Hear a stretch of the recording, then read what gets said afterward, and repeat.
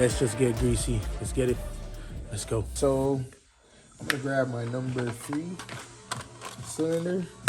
Remember in the last video, I went ahead and told you guys it's good practice to label the boxes that your compression rings come in after you have gapped them. This is why, because maybe for some reason, you never know, a cylinder might be off a couple thousandths of an inch or two, and then here you go swapping the compression rings to different cylinders that you did not fit them to. That would be a problem. So to eliminate that problem, let's just do it this way. So here I go. The first thing you want to do is get your pre-filed rings out of the box. And I couldn't emphasize that more. Pre-filed. I already filed and gapped these rings. So you need to put your top 2 compression rings aside and your oil ring rails along with your oil ring. Then you are gonna clean the rings. I like to go one this way and then one coming back the opposite way. That way as to remove any dirt, grease from our fingertips. Put that over there. And let's just grab our ring rail. Now, when installing the ring rail, you want to make sure that these ends are pointing upwards. I don't know if you can see that. Yeah, you can see that. Maybe adjust the light here. More light. Yeah. So you see those edges? They need to be pointing upwards, just like that. So you don't want to install them on the piston pointing downwards. No, that's a no. You want the edges pointing upwards, just like that. Right? Turn more this way. Cool. Now, you want to grab your piston, locate your relief ports. If you bought the Weiscos, I know I've been saying it was Secos, I guess I've been pronouncing it wrong. Don't kill me. You know what I mean? It's my Jamaican accent. Oops. Anyway, so if you got the Weiscos like I did, it's gonna come with a little instruction sheet right here, and it's much different from the service manual from the model car or whatever. You're gonna be following this procedure, okay? So the first ring that you want to install is going to be the oil ring, and once again you're going to make sure the edges are directed upwards. And you're going to be installing them on the opposite end of the intake valve relief. So the bigger reliefs, as we know, would be the intake valves, and the smaller ones would be the exhaust. So you're gonna, some people use a ring installation tool.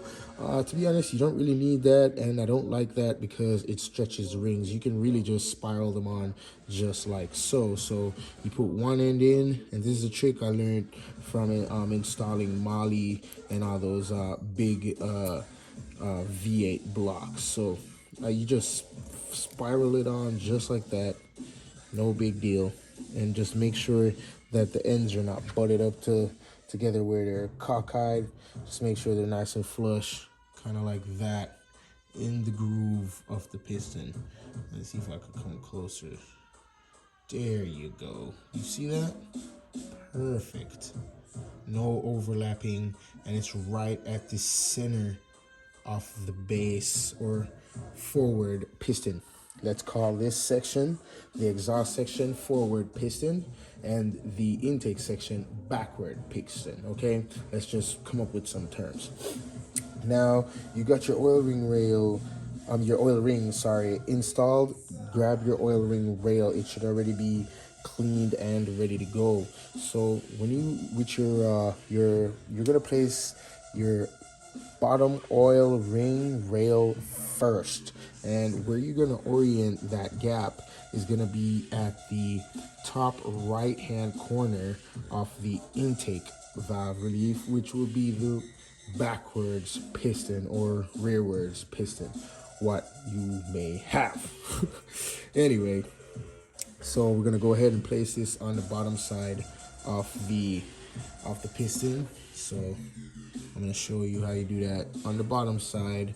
So we're going to turn the piston around. Remember, this is the intake, this is the exhaust. You want this gap to be on the bottom of the oil ring rail, and you want it to be at the corner top right of the intake. Okay, so we're gonna go to the intake. This is just how I do it. I slide one corner down, I rest one corner on the top of the piston just like so, and then I find my relief port, and then I just line it up into the groove. I put my finger, and then I just slowly work it around. I find this way to be a lot easier and a lot safer as far as the integrity of the compression ring. And yeah, you don't compromise the ring itself by using the tool. So as you can see, here's my intake relief ports, exhausts, and my gap is right on the money, right lined up with the port, as you can see.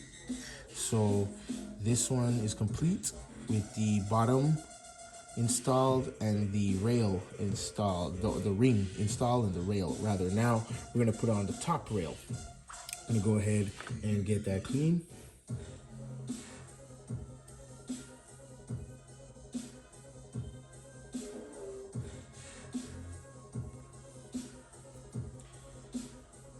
Now that you got it all cleaned up, you're gonna make sure the top rail is located at the opposite relief on the intake side. So I'm gonna go around, flip it around, line it up in line with the intake relief port. Make sure it's sitting right atop the oil ring, and then just literally spiral it around, working it with your fingers, not too much. It's really not that hard. I prefer it this way, honestly, over than using the tool, because the tool tends to stretch it a little bit more, and I don't like stretching, the idea of stretching the compression rings too much. So there you have it. Let's go ahead and get our two top compression rings clean. We're going to start with our second from the top Napier compression ring, and this one's going to be the softer compression ring with this step down, and this is going to be the number 2 compression ring installed into the number 2 groove on the piston skirt. So go ahead, get it nice and clean with your microfiber. It should already be pre-gapped. If you haven't seen the video on how to gap them, please do so. I've shot that video previously, so go ahead and check that out. Okay, for the second ring, the second compression ring is going to be located at this exhaust valve relief port, and that's going to be forwards of the piston. Let's go ahead and set it down into the groove just like this. Sometimes it might be a little tricky, but trust, it's way better than using that tool. Okay, that tool it just stretches the compression ring, in my opinion. I don't like that, so this is why I stick to the evil I know. So go ahead and line the gap up. So put the gap in the groove, line it up to the exhaust relief port, and just work it around spirally with your fingers into the groove. And it's really 1-2 motion. It's really not that hard. No binding. Make sure it's not binding. Make sure all the ends can fit into the groove nicely. So there we go. We got our second ring installed.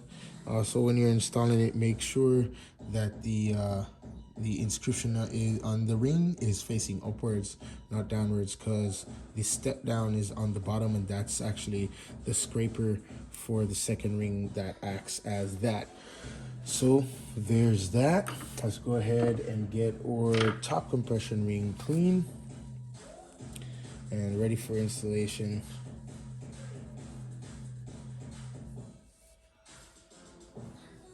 So we got it nice and clean. Make sure you locate what direction it goes. So this one's got the numbers on it.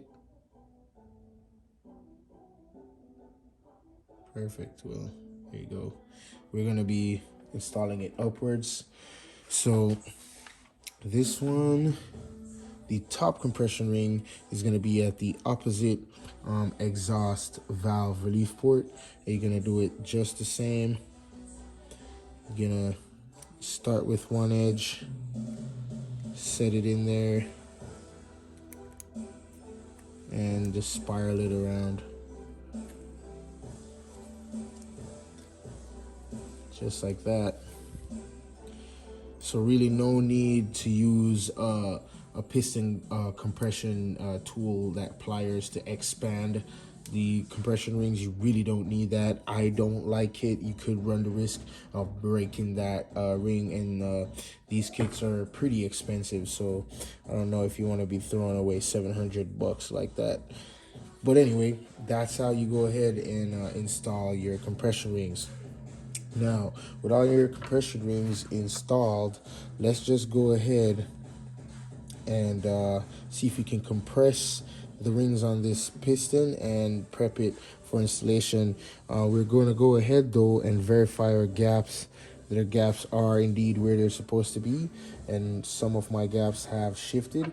I'm just going to go ahead and align them up with my little pick here.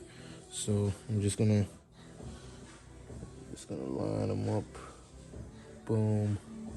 Make sure all my gaps are good, because you don't want these gaps to correspond, because that will open up the avenue for blow by, and blow by is not good,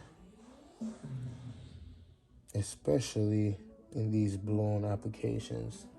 So I'm gonna go ahead and grab my other pick here and see if I can slightly turn them as far as to get them nice and straight here.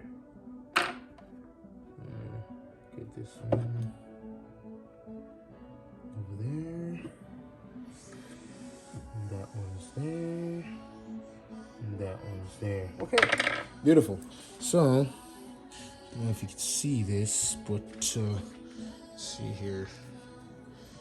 See if I can show you. Okay, so you see the buttons right there, and they're not overlapping. They're where they need to be. And then here's the other gap for the bottom rail, right there, where it needs to be. And then for the top rail, right here, see, right there, where it needs to be.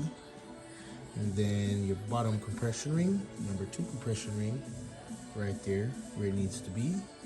And the top ring, a little sneaky buttocks, right there, where it needs to be. Okay, so everything should be directed at a relief port. So that's the aim, at least. Intake relief ports, exhaust relief ports. Now let's go ahead and compress them and get them into the bore. So I'm gonna remove the connecting rod end caps just for now, making note and close attention of how they're oriented.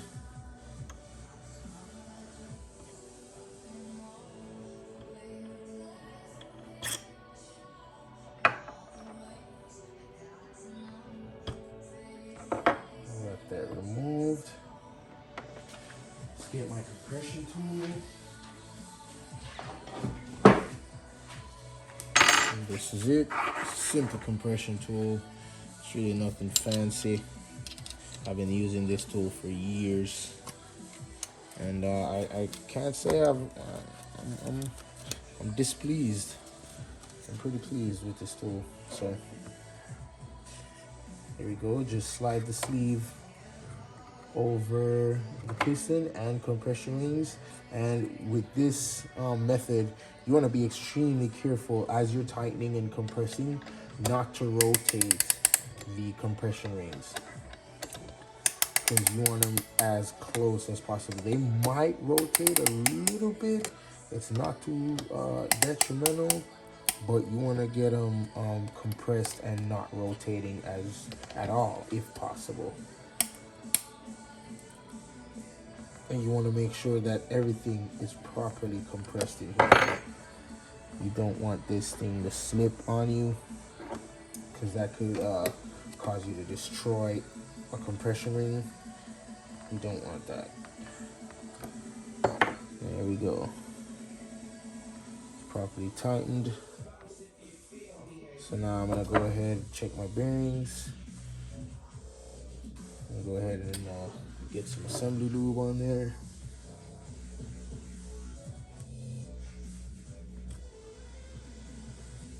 Just like that, little stream, nothing too crazy. And just work it around. Don't worry, the plastic's not gonna hurt the bearing.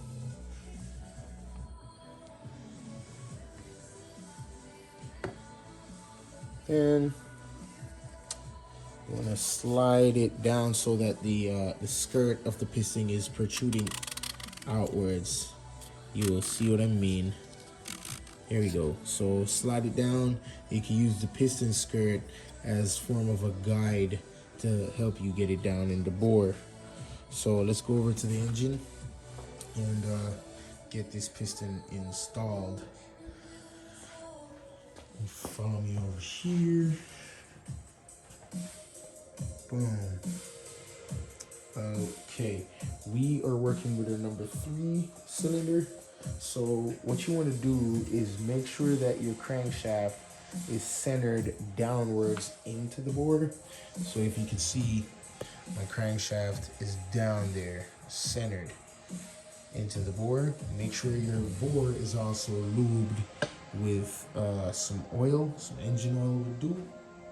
I'm using some Pennzoil, a little heavy side, just to lube it up properly. So when you're installing, make sure that your intake relief ports are facing the firewall of the engine. In this case, the firewall would be that way. This will be how the engine sits in the car. So for a better angle, the engine would be sitting just like that in the car. So this would be the number 1 cylinder, this would be the number 4, this would be the back of the engine, this would be the front. Here with this portion of the engine would be where the exhaust would be sitting, and back here would be where the intake would be sitting. So this is a good way to know where and how to locate the valve reliefs in respectively in the bore. So I'm gonna go ahead and just slide this in there. We know that our intake valves are that way, our exhaust is this way, so we know we're good. We're just gonna take our time, slide it down nice and easy, and just make sure it's nicely lined up with the other pistons and the crank. You don't want it twisting. Make sure this mechanism is also very secure and seated. Now just grab your heaviest hammer and not whack it, but you're using the wooden end kind of just to knock it in place firmly and with some dignity. So let's do it. Just like that. And that's how you install the piston. And you just want to go ahead and make sure it's seated on the bottom of the block.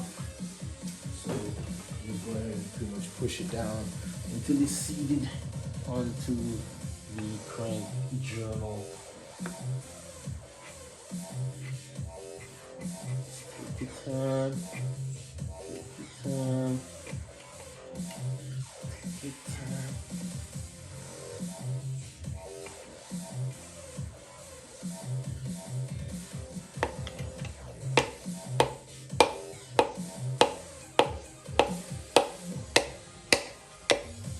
Just like that.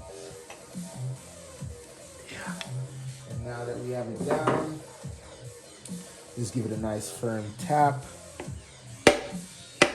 Get it properly seated. Onto the crank journal, checking that the bearing is still flush.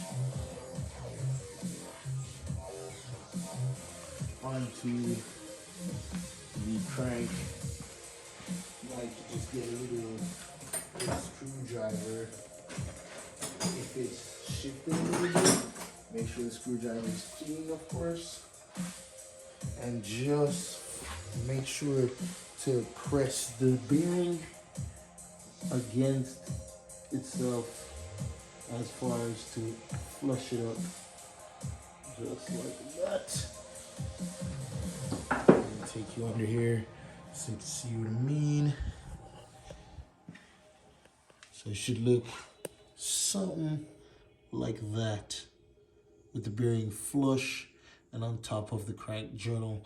Now we're gonna go ahead and give the main bearing, the connecting rod end cap some lube as well. Also, we're gonna be putting on some fastener lube onto the connecting rod studs. Always wanna use the fastener lube when working with ARP products. Here I got my ARP fastener lube. Put a little bit on your finger. And just grab the bolt and just spiral it around just like that.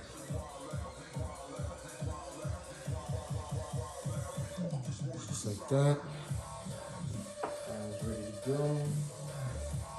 Grab the other one.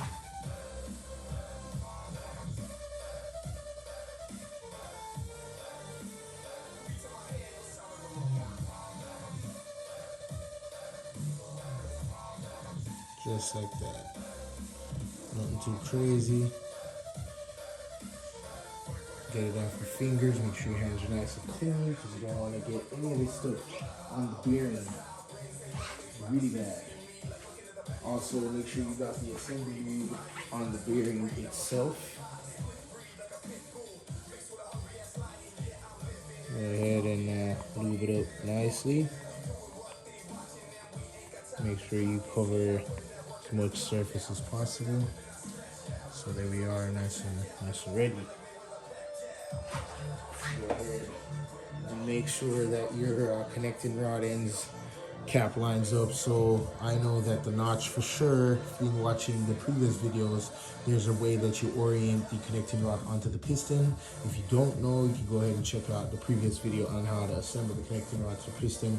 But for those who know, the notch is going to be facing outwards, and for us, Skunk 2 made it nice too that the numbers as far as what to match up the sides with on the connecting rod correspond with the numbers on the top end of the connecting rod. So the notch is going to be facing outwards. We're just gonna grab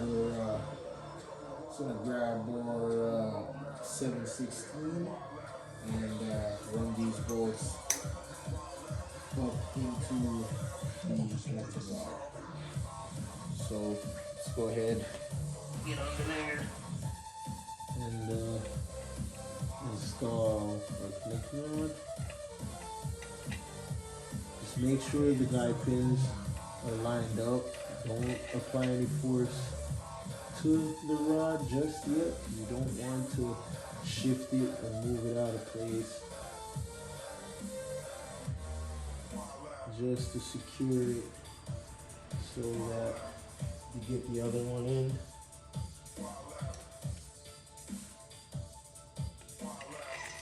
And don't rotate the block at this time. You don't want to spin or shift the bearing. Now that we got the bolts installed, take you under here, show you what's going on. So now we got the bolts installed. We're right here. Now we're gonna still give the end of the connecting rod a little tap with a mallet. You can use a tiny screwdriver. I mean, a tiny hammer. Really doesn't matter. Just like that. Try not to touch the crank. And we do that just to get the guide pin seated onto the connecting rod end. And then when you do that, you just go ahead and give them a little snug.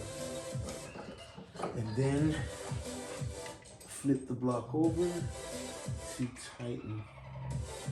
So now that they're all snug, go ahead and flip the block over.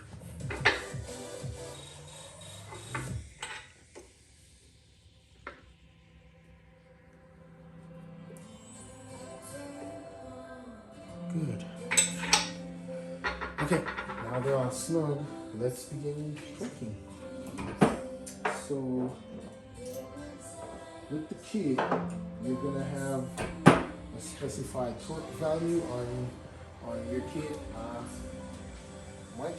My torque value is gonna be 46 foot-pounds, and I'm gonna be torquing that in 2 stages. So I'm gonna be torquing 20 and then 46 lastly. So I'm gonna set my torque wrench to 20.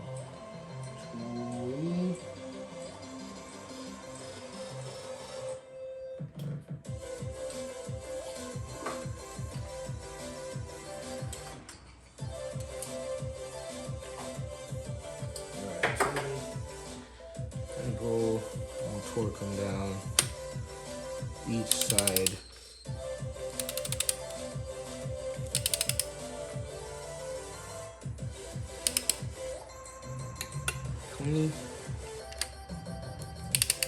And you do this just to properly seat them.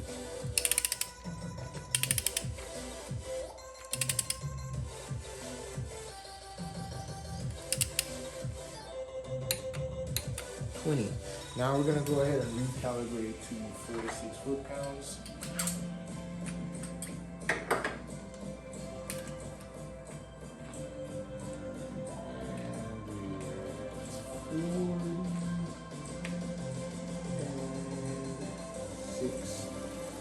Some people go 50, but that's not what my kit recommended. So I'm just gonna stick with the instructions from the kit. So let's go 46.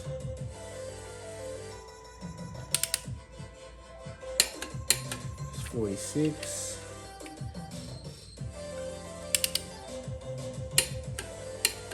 Perfect. After you achieve the target torque spec, go ahead and give the engine a couple rotations just to check for any bindings or anything like that. Oh yeah, nice and smooth. Look at that. Yeah, so that's pretty much how you do it. Just go ahead and repeat the steps for the other 4 pistons. So please like and subscribe to the video. Follow me on Instagram if you may. And as you know, stay greasy. You know what time it is. I'm out.